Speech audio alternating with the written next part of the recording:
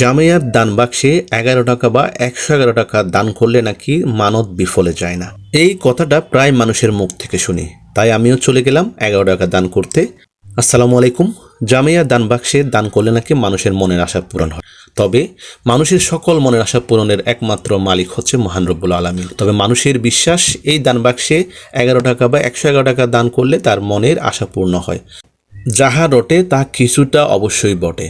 প্রথমে জেনে নিই এই দান বাক্সের টাকা কোথায় যায়। এই দান বাক্সের টাকা মূলত মসজিদ, মাদ্রাসা ও এতিমখানার উন্নয়নে, রক্ষণাবেক্ষণ এবং গরিব মেধাবী ছাত্রছাত্রীদের পিছনে ব্যয় করা হয়। সামাজিক উন্নয়নমূলক কাজ, এতিমদের ভরণ পোষণে।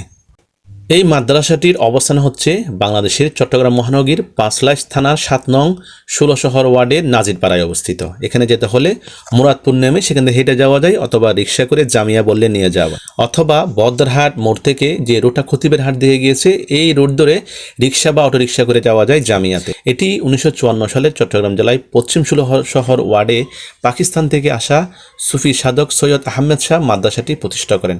প্রতিষ্ঠা লগ্নে মাদ্রাসাটির নাম ছিল মাদ্রাসা আহমদিয়া সুন্নিয়া, তবে তা পরবর্তীতে পরিবর্তন করে জামিয়া আহমদিয়া সুন্নিয়া আলিয়া রাখা। প্রতিষ্ঠাতা সৈয়দ আহমদ শাহ ও উত্তরসূরি সৈয়দ মোহাম্মদ তৈয়ব শাহ এবং 2 সন্তান সৈয়দ মোহাম্মদ তাহের শাহ এবং সৈয়দ মোহাম্মদ সাবির শাহ মাদ্রাসাটার পৃষ্ঠপোষকতায় রয়েছেন।